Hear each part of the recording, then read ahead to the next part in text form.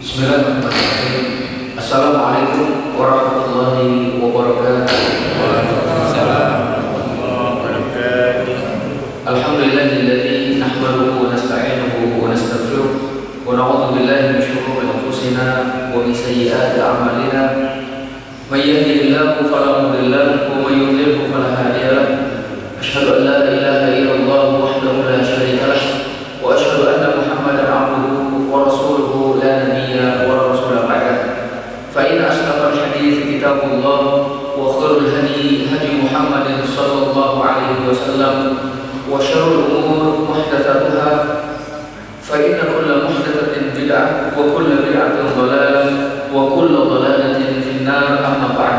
Bapak-bapak dan ibu-ibu jamaah yang dimuliakan Allah Subhanahu wa taala, alhamdulillah di pagi yang cerah ini insyaallah kita dipertemukan oleh Allah Subhanahu wa taala untuk sama-sama tawassul bil haq, tawassul bis sabr, sama-sama memakmurkan masjid, dan kemudian kita untuk sama-sama juga mendalami agama Islam, di mana kita sudah mengetahui bahwasanya salah satu perkara yang akan ditanya saat kita nanti berada di alam kubur adalah berkaitan dengan Rasul Shallallahu Alaihi Wasallam.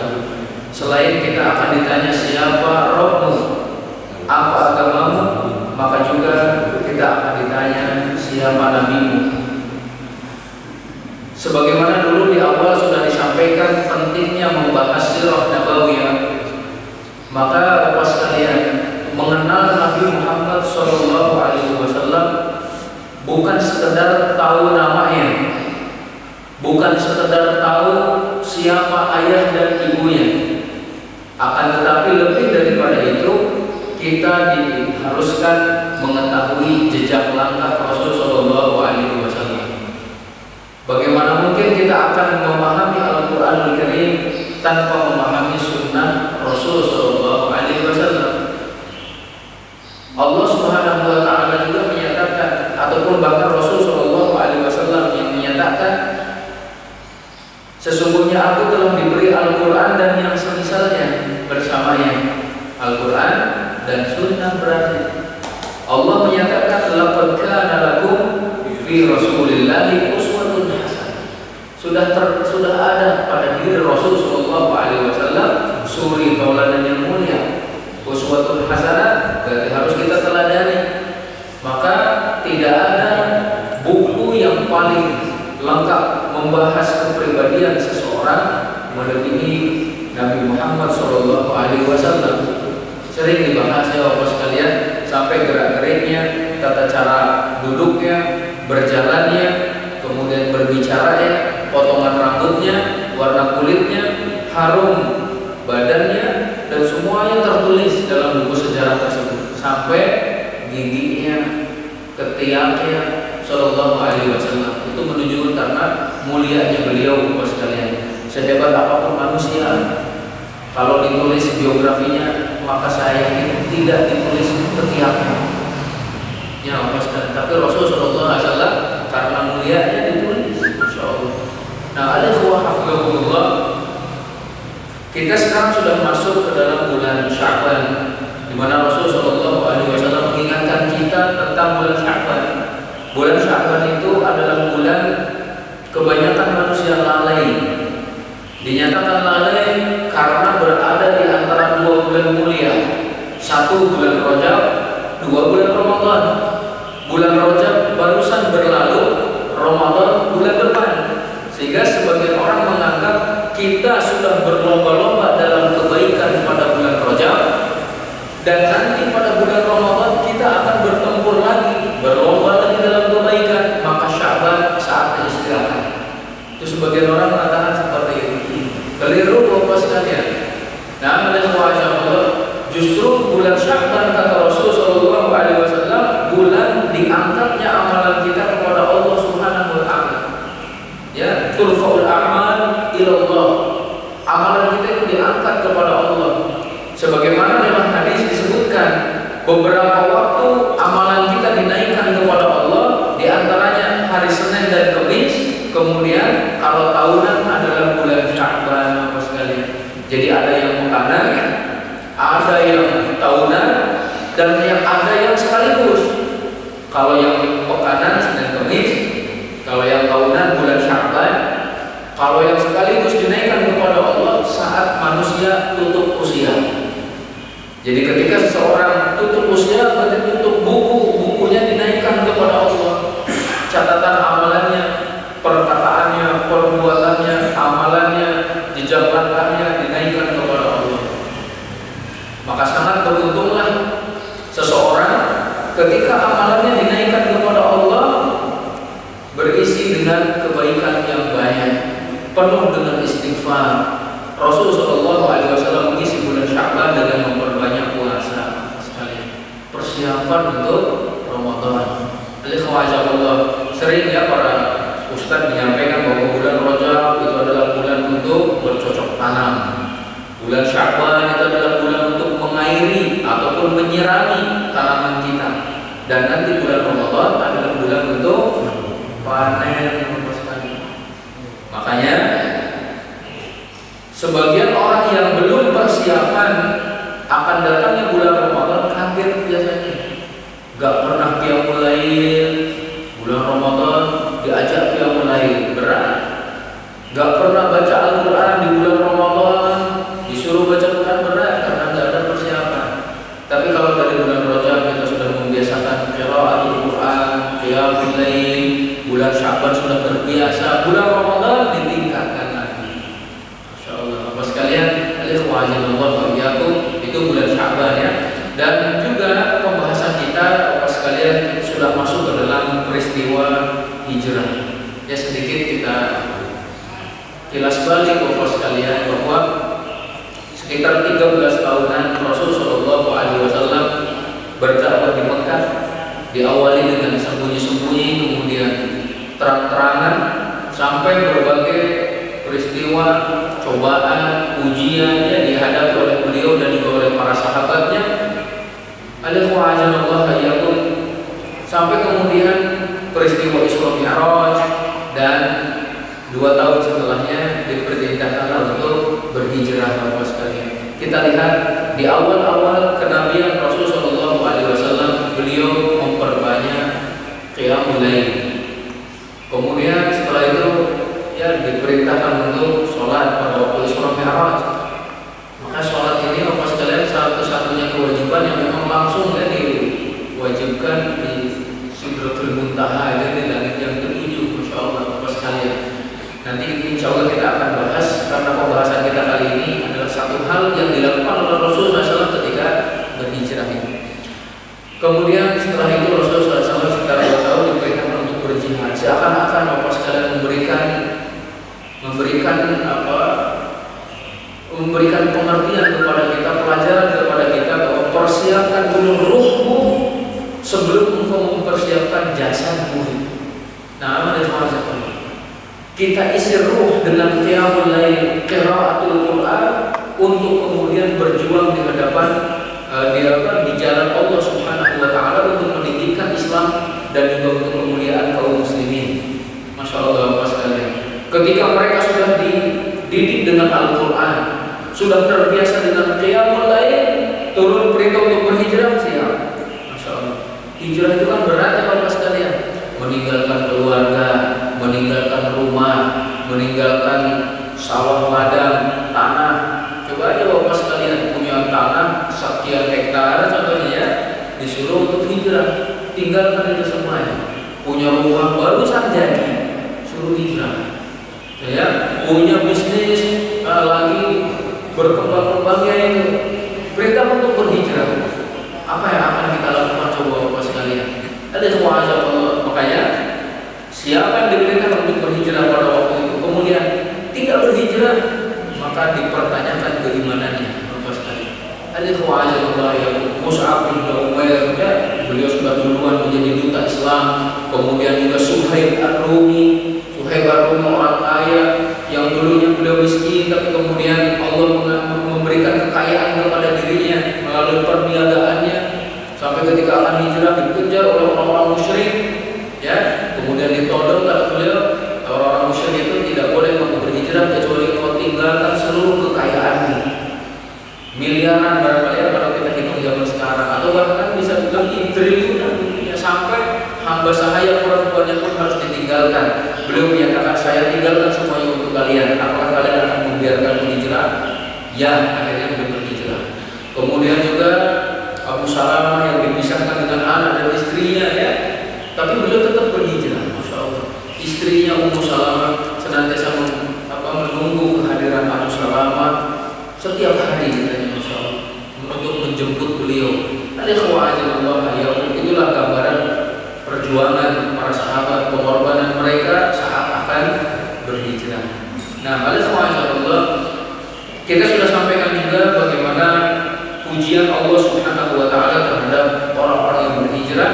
Maka dalam kesempatan kali ini kita akan lihat pilar-pilar yang dibangun oleh Rasul Shallallahu Alaihi Wasallam saat beliau tiba di Madinah. Ketika Rasul Shallallahu Alaihi Wasallam sampai di Madinah, maka beliau melakukan beberapa hal istimewa, dan hal ini merupakan cikal bakal berdirinya negara Islam. Ya, maka yang pertama beliau membangun masjid di Madinah.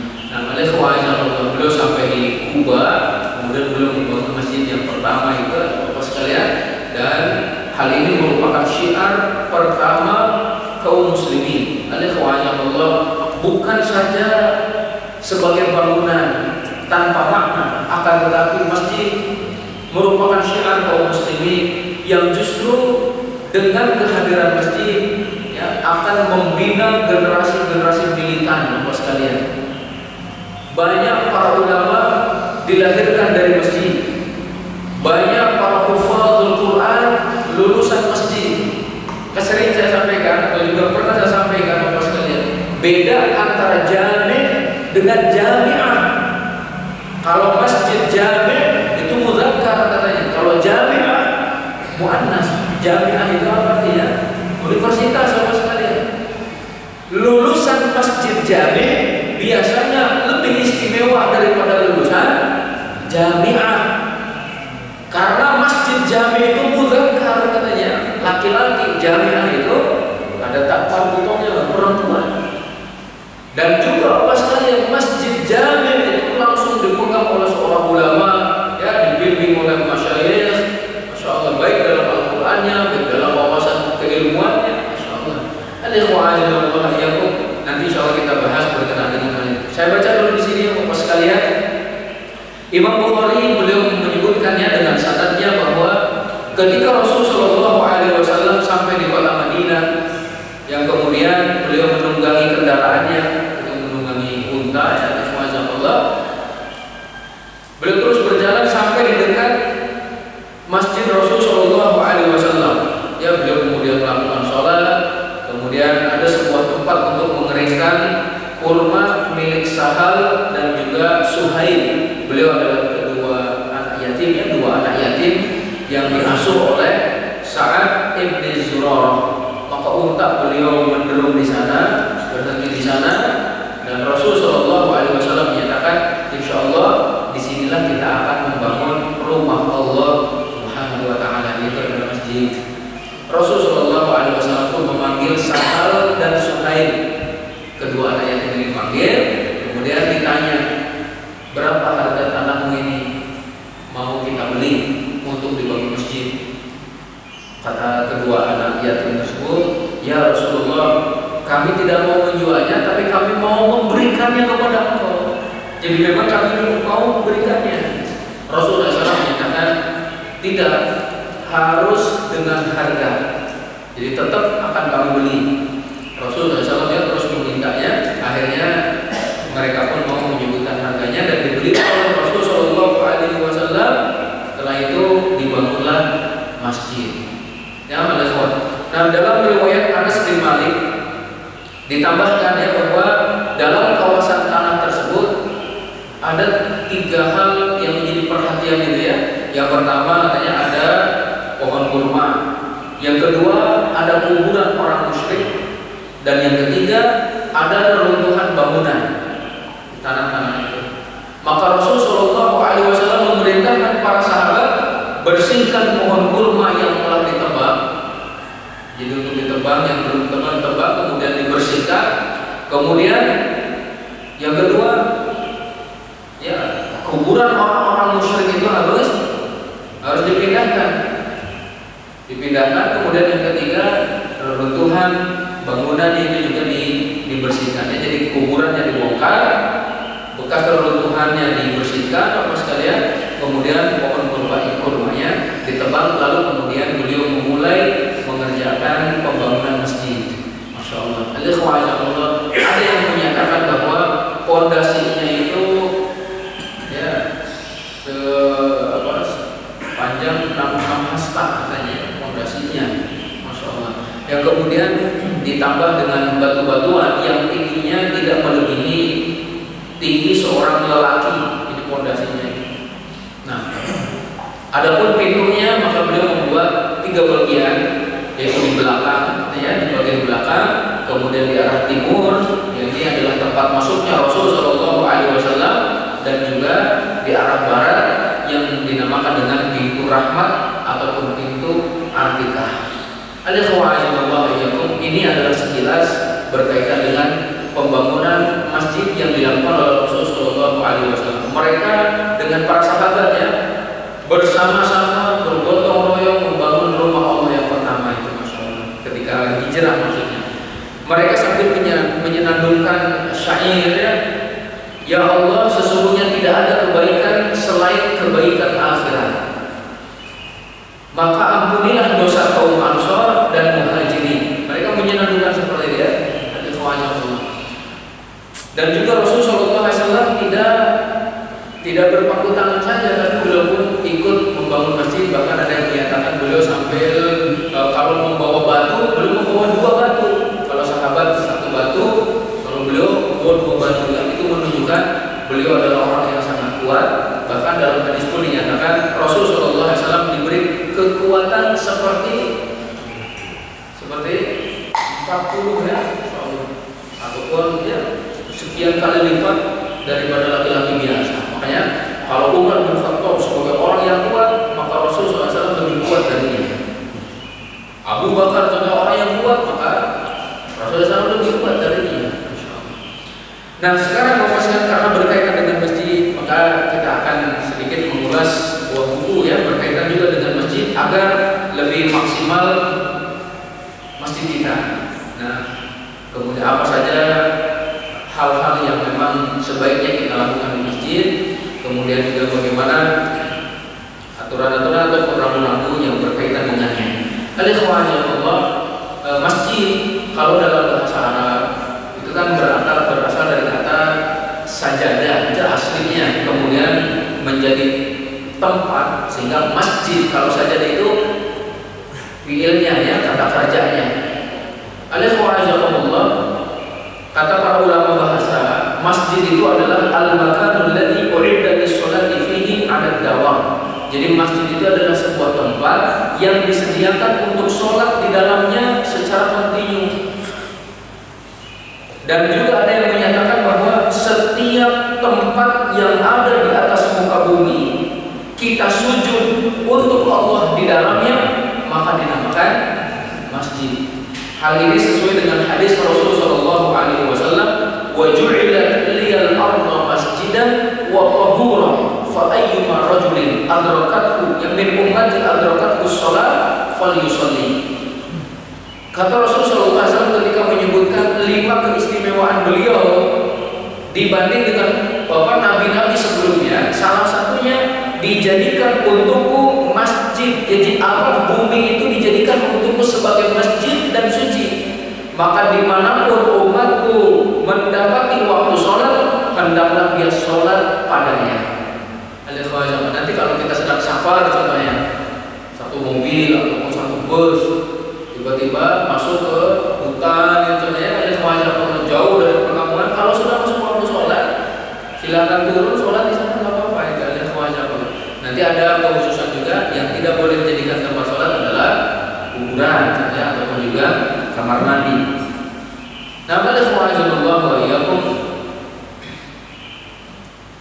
Kemudian juga kita sering menyebut masjid jami katanya. Apa sih masjid jami itu? dinamakan masjid jami karena masjid tersebut digunakan untuk sholat Jumat atau untuk berkumpulnya manusia, sehingga dinamakan jami. Jami itu kan yang mengumpulkan, masjid jami. Kalau di Indonesia ada dua istilah ya, satu musola, satu masjid katanya. Padahal kalau dalam bahasa Arab musola dan masjid, kalau masjid ya ada bangunan yang kayak gini, biasanya ya kalau musola lapangan yang biasa kita untuk sholat Idul Fitri, Idul Adha itu musola. Ya kalau di kita karena kecil musola katanya, karena gede masjid. Nah, itu bahasa kita, kalau bahasa Arab beda ya. Kalau orang-orang Arab sholat di masjid kecil gitu ya, hanya muat 5 orang, itu dinamakan masjid kata mereka. Ya. Nah, di baru yang gede seperti ini masjid jami, ada tambahan jami. Sekarang keistimewaan masjid. Nah, Allah, betapa urgennya masjid sampai Al-Quran dan Sunnah menyebut tentang keistimewaannya. Kita akan lihat Bapak sekalian, kenapa masjid menjadi mulia. Salah satunya Bapak sekalian ya, karena masjid didirikan untuk tempat ibadah dan tujuan penciptaan manusia adalah untuk ibadah. Nah, berarti itu menjadikan masjid itu adalah sebagai tempat yang paling mulia di hadapan Allah Subhanahu wa taala. Yang selanjutnya juga kita tahu bahwasanya masjid itu adalah sumber cahaya.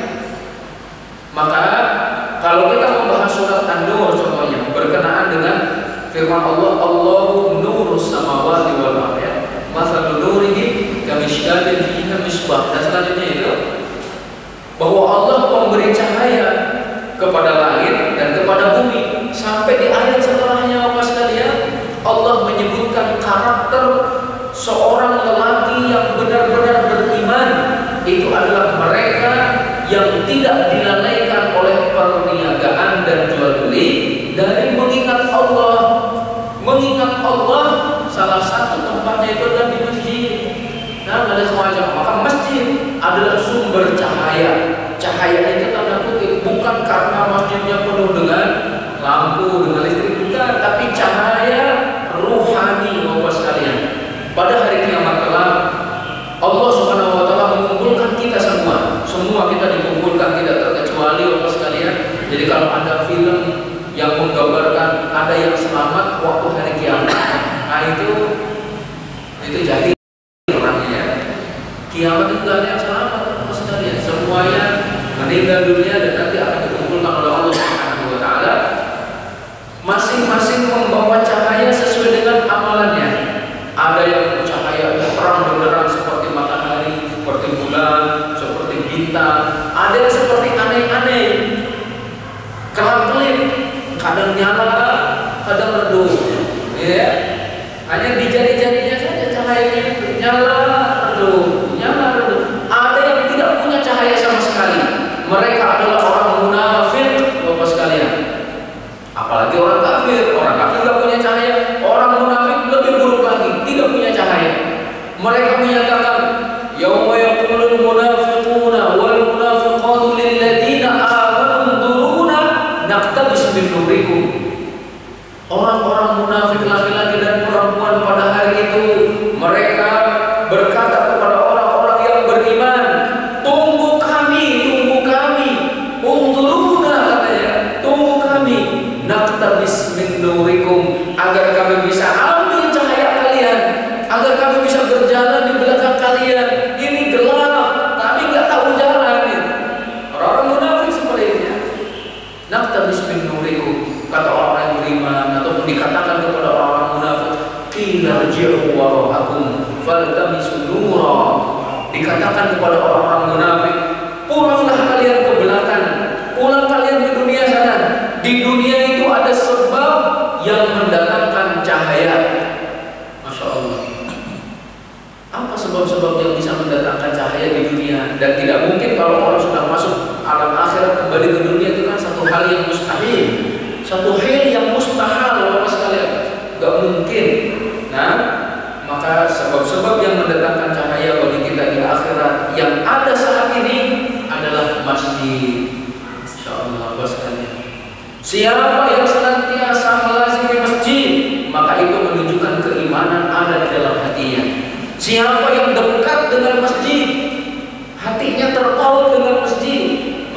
pun adalah ciri golongan yang akan mendapatkan naungan Allah Subhanahu wa taala pada hari kiamat kelak.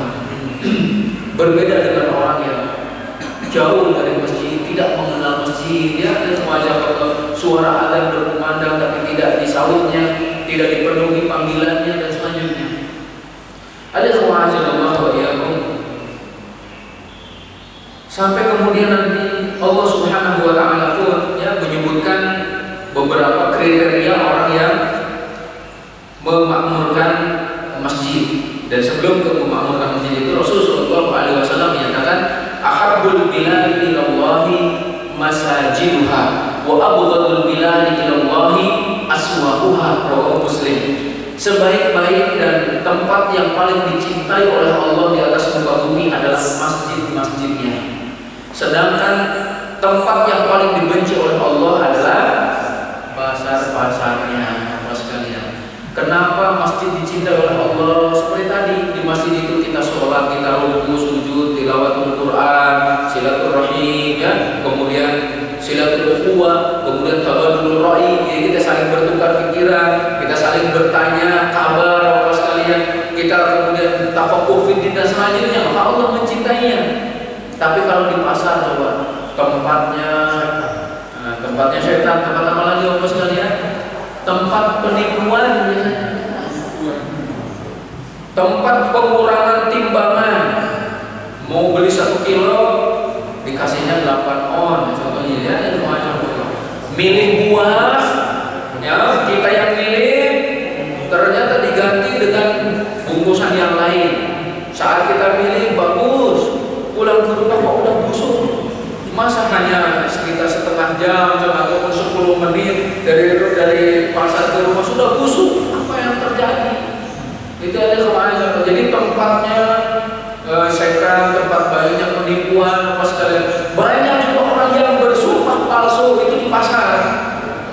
Nah, demi Allah, ya, barang ini baik, bagus, nomor 1 di dunia contohnya. Ada kemana? Kalau ini yang jualan buah contohnya ini ya, kalau tidak manis balikan. Gimana udah dibuka, udah dicicipin, mau dibalikin tidak enak. Ada kemana? Jadi banyak kata-kata manis, kemudian banyak sumpah-sumpah palsu itu terjadi di pasar, makanya dibenci oleh Allah Subhanahu wa taala. Pertanyaannya sekarang Bapak sekalian, manakah yang lebih dicintai oleh kita? Masjid atau pasar? Masjid atau pasar? Masjid atau pasar? Kalau yang jawab masjid, sebagian ustaz mengatakan pencitraan. Nah, coba ibu-ibu juga ya, suka masjid atau suka pasar ini. Ada kok. Ibu-ibu kalau lagi marah dibawa ke masjid atau dibawa ke pasar? Pasar. Pasar dia. Pasar. Nah, ada suara jangan ya. Sebagian orang ya kalau dibawa ke masjid nggak kuat lama, tapi kalau dibawa ke pasar kuat seharian. Pagi, sore, Pak Ismanto. apa lagi ya? Ke kaki aja mau pasar. Oleh suara jangan buah banyak. Kata Pak Haji ke pasar jalan kaki mau gitu ya. Kalau ke masjid dibawa mobil aja nggak mau. Nah, oleh suara jangan buah kalau dari seluruh masjid, maka kita sudah tahu bahwa sebaik-baik masjid adalah Masjidil Haram, kemudian setelah itu Masjidil Aqsa, kemudian setelah itu yang kedua Masjid Nabawi, yang ketiga Masjidil Aqsa. Nah, yang keempat Istiqomah. Masya Allah. Ya, seluruh masjid yang dibangun di atas takwa, maka itu adalah rumah Allah Subhanahu sekalian yang kita berhak untuk sholat di dalamnya ya. Berzikir juga di dalamnya, mengadakan majelis ilmu dan selanjutnya. Ada kewajiban Bapak Yaakob. Dari Ibnu Abbas radhiyallahu anhu, beliau menyatakan, Nazal al-Hajarul Aswad ini berkaitan dengan salah satu bagian dari Masjidil Haram itu kan ada Hajar Aswadnya dari Ka'bah itu ada Hajar Aswad. Allah Subhanahu wa taala menurunkan Hajarul Aswad itu dari surga. Dulu warnanya lebih putih daripada susu. Kemudian karena kesalahan dan dosa yang dilakukan oleh anak Adam sehingga berubah berubah menjadi hitam. Masya Allah, terus ya semakin banyak dosa Anda, semakin menghitam batu tersebut. Makanya dinamakan Hajarul Aswad. Bahkan nanti pada hari kiamat, Bapak sekalian, Allah akan membangkitkannya pada hari kiamat. Kemudian dia memiliki dua mata, ya, memiliki lisan yang akan bersaksi di hadapan Allah siapa yang pernah memegangnya, siapa yang pernah menciumnya. Karena itu, jika mampu untuk mencium Hajar Aswad lakukan, tapi kalau tidak mampu jangan kemudian memaksakan diri, ya, malah nantinya berinjak-injak dan ya, lainnya. Kalau tidak bisa saat kita melewati Hajar Aswad saat tawaf, cukup dengan melambaikan tangan saja. Nah, Allah Rasulullah SAW juga menyatakan berkenaan dengan 3 masjid itu, la tushaddur rihal illa salasati masajid. Tidak boleh kita mengadakan perjalanan yang berat, yang bersungguh-sungguh mengadakan persiapan kecuali menuju 3 masjid: Masjidil Haram, Masjid Nabawi, dan Masjidil Aqsa. Bapak sekalian, coba kalau kita punya rencana untuk jalan-jalan ke Jepang, misalnya, mana itu, ke Amerika dan kemana, kumpulin uangnya, mendingan ke Masjidil Haram untuk umroh ataupun juga untuk haji. Sangat disayangkan jika sebagian orang mampu berkeliling dunia tapi tidak mampu untuk mendatangi masjid Allah yang paling mulia, yaitu Masjidil Haram. Selanjutnya Masjid Nabawi. Al-Ikhwa'azillah wa iyyakum. Hadis lain Rasulullah Shallallahu Alaihi Wasallam, beliau menyatakannya, man tatahhara fi baitihi tsumma ata masjid Quba fa shalla fihi salatan kana lahu ajru umrah. Ini keutamaan Masjid Quba. Siapa yang berwudu di rumahnya kemudian mendatangi Masjid Quba, sholat di dalamnya, maka dia mendapatkan pahala seperti umrah. Dari rumah kita sudah bersuci, datang Masjid Quba, sholat di sana seperti pahala umrah. Insyaallah.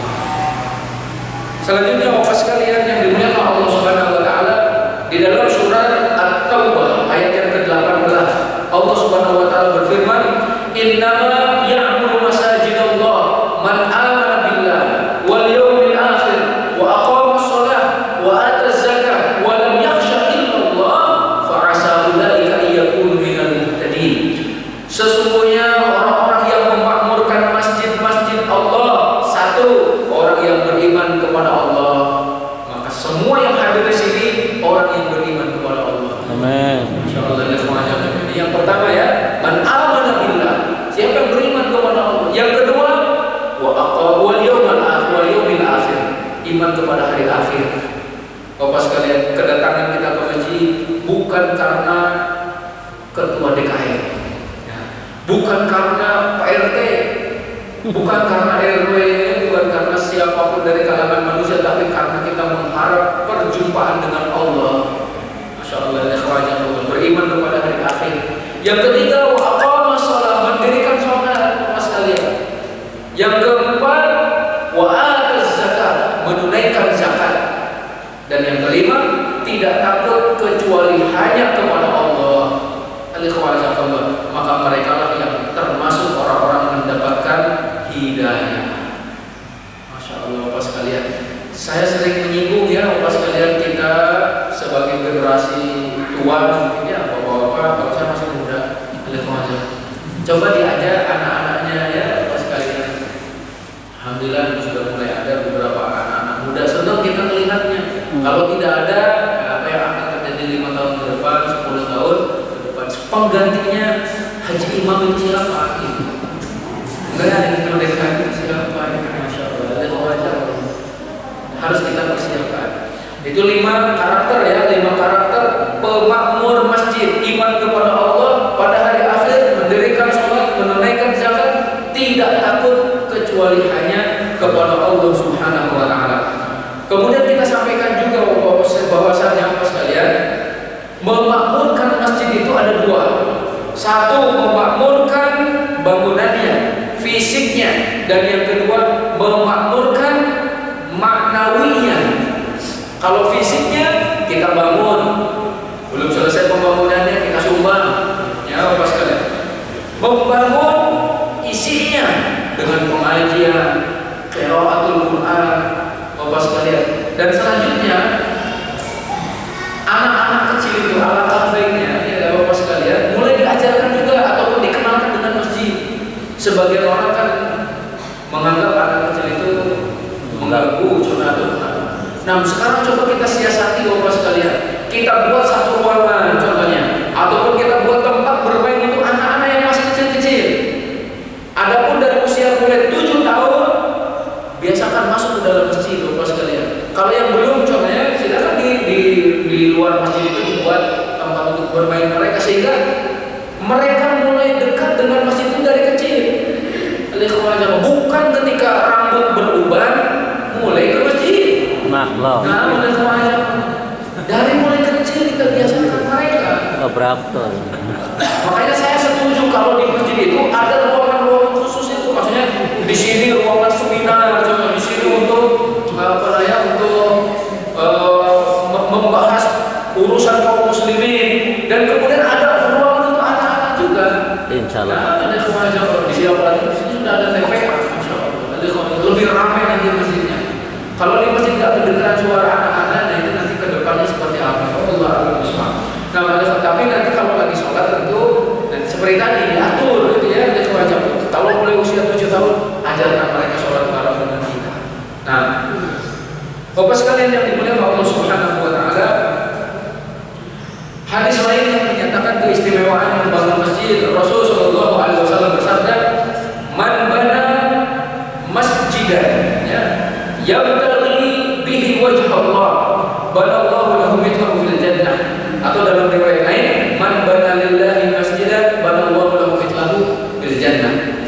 Jadi siapa yang membangun masjid karena Allah, Allah akan membangunkan yang semisalnya di dalam surga.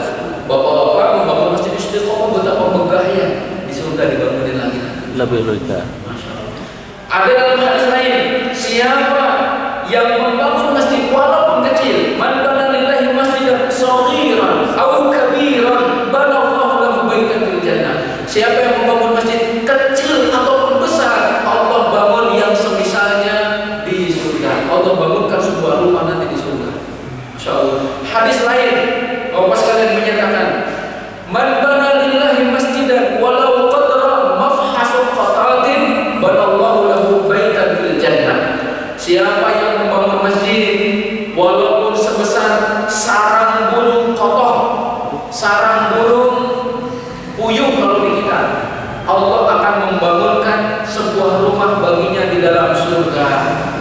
Kenapa yang dimisalkan adalah burung puyuh Bapak sekalian? Karena burung puyuh bertelur dan bersarang itu di tanah. Nah, sekarang siapa yang bangun masjid segede sarang burung itu? Ada nggak? Nggak ada. Ini memberikan pelajaran kepada kita. Berapapun kontribusi kita untuk pembangunan masjid, Allah bangunkan sebuah rumah nanti di surga. Amin. Ini mumpung ada Bapak sekalian ya, ada sarana belum jadi katanya. Belum sumbang, ya sumbang. Ayo kita sumbang Bapak sekalian. Pak Imam paling semangat itu, Masya Allah. Panitia ya. Ada semangat itu. Nah, ini yang keutamaannya. Selanjutnya juga Bapak sekalian, bahwa siapa yang membangun masjid, maka orang yang beribadah di dalam masjid pahalanya ikut mengalir kepada pembangunnya. Kita di saat ini kajian contohnya, berapa orang yang hadir? Anggaplah 70. Ya. Anggaplah seperti itu. 80 orang ikut pengajian majelis ilmu memiliki pahala masing-masing. Pahalanya ngalir juga kepada pembangunnya masjid. Ada yang ruku, ada yang sujud, ada yang baca Al-Quran, ada yang membayar zakat, ya ada kemudian silaturahim, ada pengajian dan sebagainya. Berbagai ketaatan dilakukan di masjid, pahalanya ngalir kepada siapa yang membangun masjid tersebut. Masya Allah.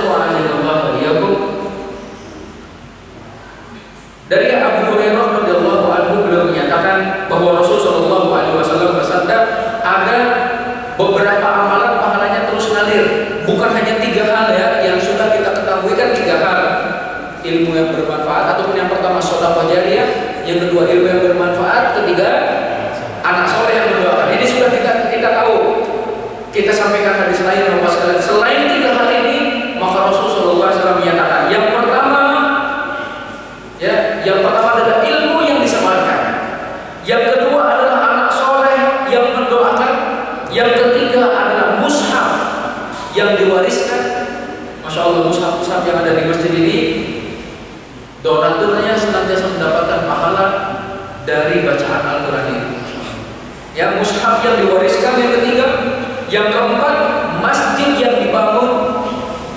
Masya Allah. Yang kelima, aubaikan bisabil banahu, rumah singgah bagi anak jalan, ya, bagi musafir, rumah singgah untuk musafir, itu pun pahalanya terus ngalir.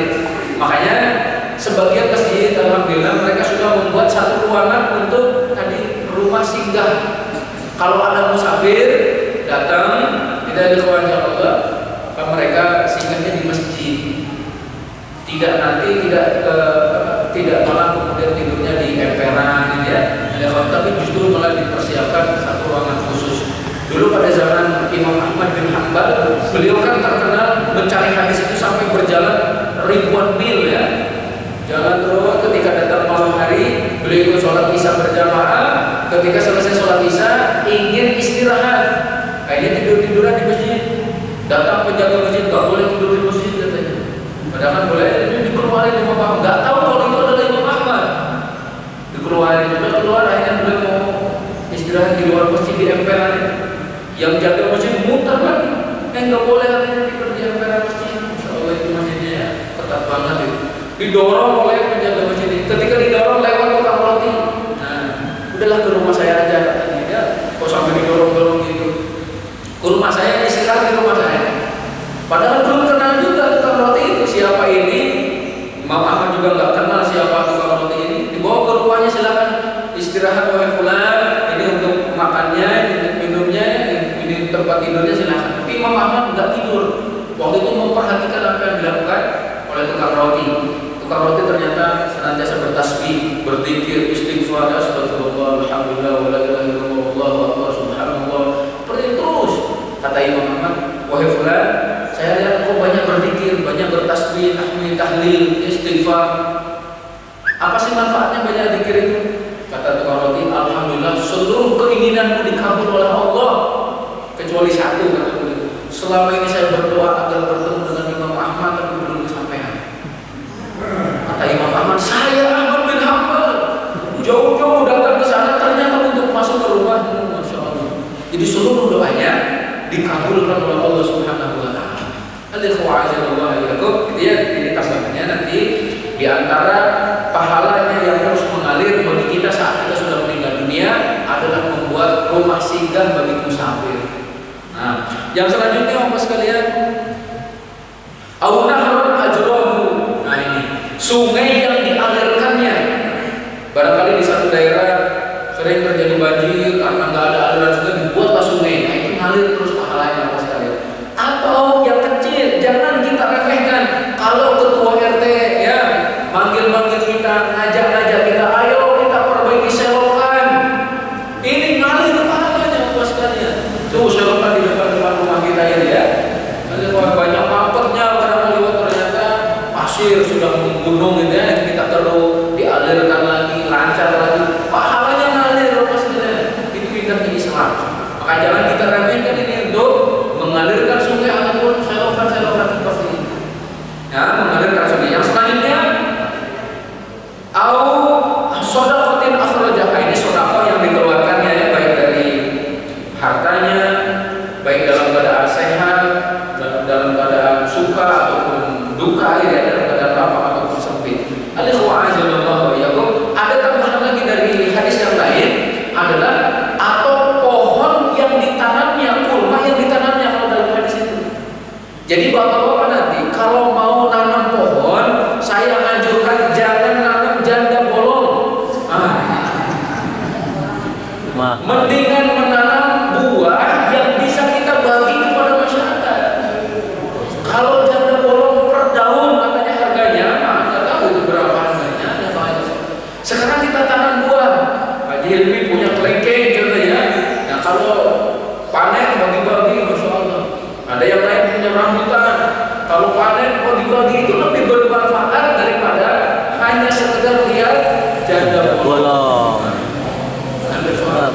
Bekasi Apa banyak manfaatnya sih dengan pohon itu? Jadi tanaman yang bermanfaat untuk nanti kita bagikan, Masya Allah. Bahkan sebagian orang Bapak sekalian ya, tidak mau menjual buah-buahan yang dimilikinya itu karena untuk sedekah. Siapapun yang mau ambil, apalagi untuk jamaah masjid. Masya Allah.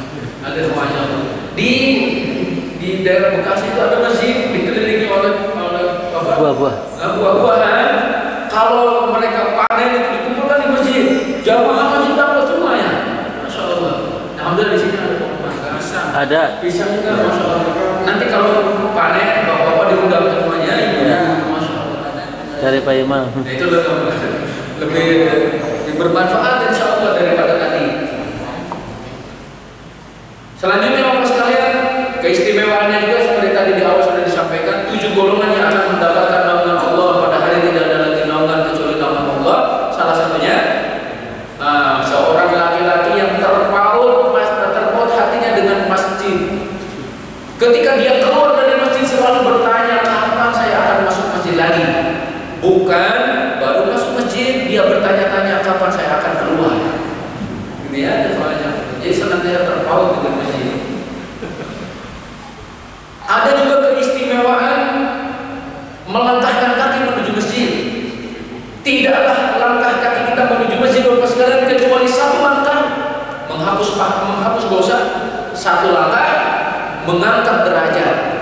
Kalau 100 langkah berarti 100 dosa dihapuskan, 100 derajat kita diangkat. Semakin jauh, semakin banyak pahala yang didapat, semakin banyak dosa yang berhamburan. Maka yang kemudian dihapuskan oleh Allah Subhanahu wa Ta'ala. Selanjutnya juga berkenaan dengan cahaya yang berasal dari masjid. Rasul sallallahu alaihi wasallam bersabda,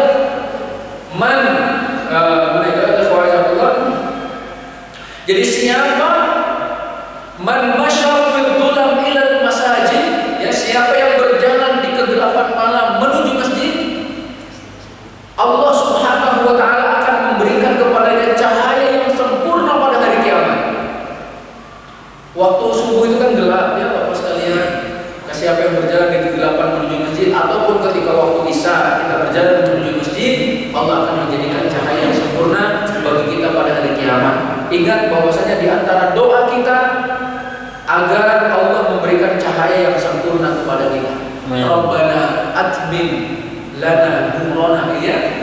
Waghfir lana, ya Allah, sempurnakan bagi kami cahaya kami pada hari kiamat kelak, dan ampunilah kami, sesungguhnya Engkau Maha Kuasa atas segala sesuatu. Al-Ikhwa'azatullah, Bani Salamah, ya, Bani Salamah ini ataupun Bani Salimah, rumahnya jauh dari Masjid Nabawi di ujung kota Madinah. Tapi mereka kalau berjamaah ingin di Masjid Nabawi, maka mereka datang kepada Rasulullah SAW, ya Rasulullah, kami kan selalu jamaah bersama Engkau, tapi jauh rumah kami. Bagaimana kalau Engkau bangunkan masjid dekat dengan perkampungan kami? Ternyata diturunkan firman Allah Subhanahu wa Ta'ala, inna nahnu nuhyil mauta wa naktubu ma qaddamu wa atharahum wa kulla syai'in ahsaynahu fi imamin mubin. Bahwa kami yang menghidupkan orang-orang yang sudah meninggal dunia, kami akan menghitung apa yang sudah mereka kerjakan dan bekas-bekasnya Bapak sekalian, dan semuanya itu terhitung di dalam kitab catatan amalan. Apa yang dikerjakan dan bekas-bekasnya. Walaupun bekas kaki kita akan tertiup angin, tapi pahalanya tetap di hadapan Allah Subhanahu wa Ta'ala. Apalagi bapak-bapak yang jalan di atas aspal nggak ada bekasnya katanya, tapi tercatat di hadapan Allah. Wa atharahum, Allah menulis bekas-bekasnya. Maka dari ayat ini pun Bapak sekalian, kita ambil pelajaran, sebelum kita meninggal dunia, tinggalkan bekas yang baik untuk generasi setelah kita, sehingga nanti orang-orang akan mengenang kebaikan kita. Si fulan sudah meninggal dunia, tapi ini bekas kebaikannya. Si fulan sudah mendahului kita, tapi ini peninggalan baiknya. Insyaallah. Kita juga sudah mengetahui bahwa sholat berjamaah itu lebih utama daripada sholat Inilah nanti pentingnya dibangun masjid itu agar kita berjamaah Bapak sekalian. Maka Allah, salah satu cara untuk menghancurkan Islam adalah dijauhkan kaum muslimin dari masjid. Kalau sudah berhasil dijauhkan kaum muslimin dari masjid, nanti untuk dijauhkan dari yang lainnya lebih mudah lagi Bapak sekalian. Sholat berjamaah sudah tidak ada, ya, kemudian solidaritasnya juga sudah tidak terbangun. Apalagi coba yang akan ditakutkan oleh musuh-musuh kita. Musuh kita akan takut jika kita sholat subuh seperti sholat Jumat.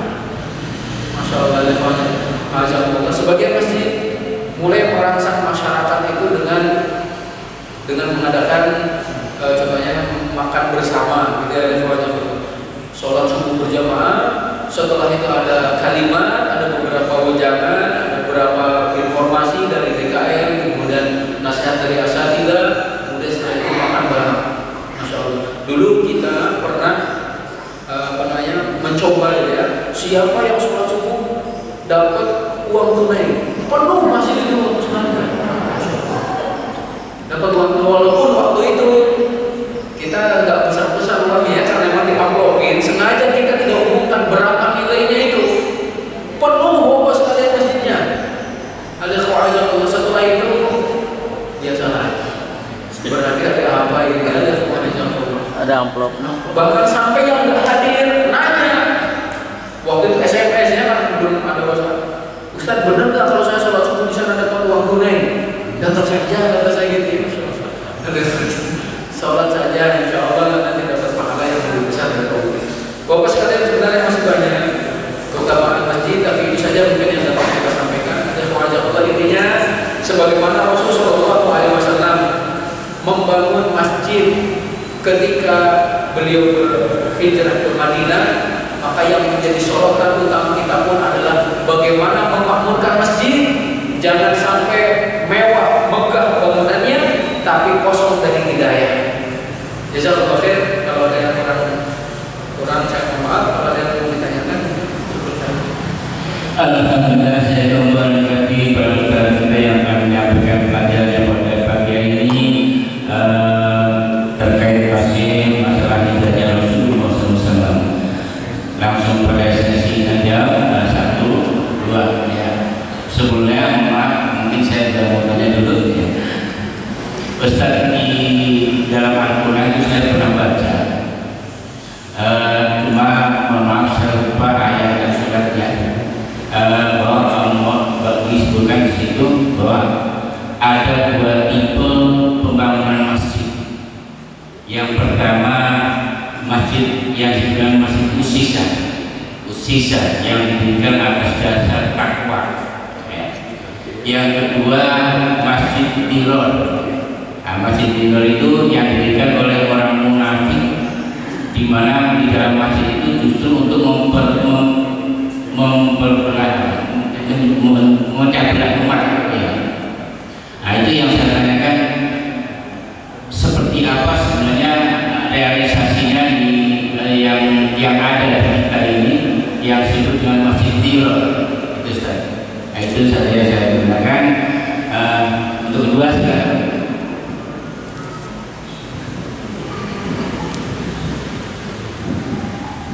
Assalamualaikum warahmatullahi wabarakatuh. Para jemaah, yang akan saya tanyakan tentang surat Al-Baqarah ayat 30. Wa in ahadam bismillahirrahmanirrahim wa in qala rabbuka lil malaikati inni ja'ilun fil ardi khalifah ataj'alu fiha ma yufsidu fiha wa yasfiku dima'a wa nahnu nusabbihu bihamdika wa nuqaddisu lak. Ini alasan para malaikat bahwa manusia diturunkan ke dunia hanya menumpahkan darah. Sedangkan kalau menurut saya pribadi, Allah pasti akan mengiyamatkan. Terima kasih.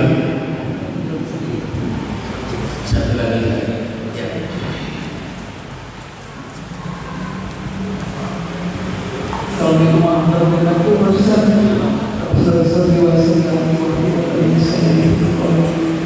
Ustaz, saya ingin menanyakan mengenai masjid dan musola Ustaz. Saya pernah safar dengan IPA, terus saya tanya ke masjid, tapi dia bilang ini musola karena berbentuk kecil gitu Ustaz. Seperti Ustaz bilang kalau di kita kan tergantung besar kecil gitu Ustaz. Terus Ustaz bilang kalau musola di bahasa Arab itu adalah lapangan. Apakah boleh juga tahiyatul masjid di lapangan seperti misalnya kita sholat Idul Fitri atau Idul Adha gitu Ustaz? Dan satu lagi mengenai jejak kebaikan kita, apakah betul kalau kita sholat berpindah-pindah misalnya dari waktu sholat tahiyatul masjid terus waktu sholat yang sunnah lainnya kita berpindah-pindah tempat, apakah itu merupakan suatu kebaikan buat kita Ustaz? Assalamualaikum warahmatullahi wabarakatuh. Jazakallah khair, masya Allah. Yang pertama, Allah Subhanahu Wa Taala menyatakan ya dalam surat At-Taubah 107, 108, 109. Itu yang ditanyakan.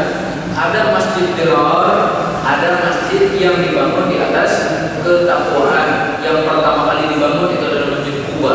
Nah, oleh karena Allah, masjid dirar adalah masjid yang dibangun oleh orang-orang munafik untuk memecah belah kaum muslimin.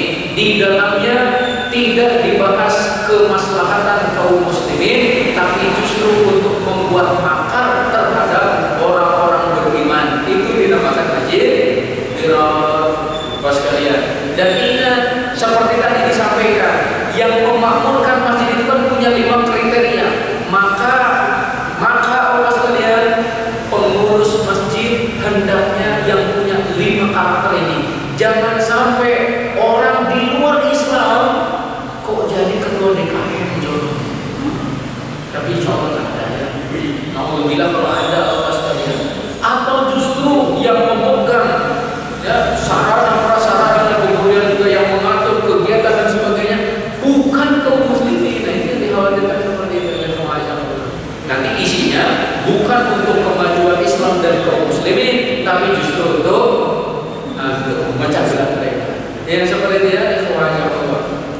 Kemudian yang kedua berkenaan dengan surat Al-Baqarah itu Allah, ketika para malaikat menyatakan bahwa manusia itu nantinya akan menumpahkan darah, malaikat melihat kepada apa yang dilakukan oleh jin, ya oleh jin itu sebagiannya melakukan penumpahan darah seperti itu, maka mereka mengatakan, ya Allah, apakah Engkau akan menciptakan makhluk lagi yang nantinya akan menumpahkan darah? Sedangkan kami ini selalu bertasbih memuji-Mu, ya. Oleh semua tapi Allah menyatakan kami ataupun aku mengetahui apa yang tidak kalian ketahui. Namun semua Allah jadi malaikat itu melihat kepada apa yang dilakukan oleh jin sebelumnya. Adapun manusia maka sama ya, Allah terbagi menjadi 2 golongan. Ada yang soleh, ada yang toleh, ada yang baik, ada yang buruk. Ya, dan itu yang kedua. Dan yang ketiga, seperti tadi Bapak sekalian, kalau kita masuk ke dalam musola yang ada bangunan itu, walaupun kecil, boleh tahiyatul masjid. Ya, hukumnya boleh seperti itu. Silakan sunnah. Nah, adapun kalau kita mau Idul Fitri sholatnya di lapangan, maka tidak ada tahiyatul lapangan. Ada semuanya. Ataupun tidak ada ya, sholat untuk tahiyat di sana gitu ya semuanya Allah. Ya kan, jadi tahiyatul masjid itu di masjid ini yang ada memang benar-benar dibangun untuk sholat 5 waktu. Kalau itu kan hanya mungkin setahun sekali gitu ya semuanya. Jadi tidak ada tahiyat di sana. Entah itu tahiyat lapangan atau tahiyat musola ya. Tidak semuanya. Jazakallahu khair. Tadi apa lagi? Itu mengenai kita pindah-pindah. Oh, pindah-pindah. Berkenaan dengan pindah-pindah sholat Bapak sekalian ya. Kenapa kita dianjurkan untuk beralih? Contohnya ketika tahiyatul masjid di pojok sana. Ketika nanti qobliyah beda. Agar semakin banyak yang menjadi saksi bagi kita nanti di akhirat. Nah, silakan nanti juga dibaca dalam kitabnya Imam Syafi'i dan lainnya. Berpindah-pindah itu seperti itu. Nih di sini nih saat ini kita sholat di sini, pada hari kiamat ini akan jadi saksi. Kalau di sini lagi, ini lagi jadi saksinya. Itu apa sekali? Nanti di sini lagi ya itu dia, jadi saksinya. Itu adalah yang kadru kita pilih. Semakin banyak yang dijadikan tempat sholat bagi kita, maka akan semakin banyak yang menjadi saksi. Bahkan Bapak sekalian, ketika dalam surat apa itu? Yauma idzin tuhadditsu akhbaraha, gitu ya. Pada hari kiamat bumi akan menceritakan beritanya.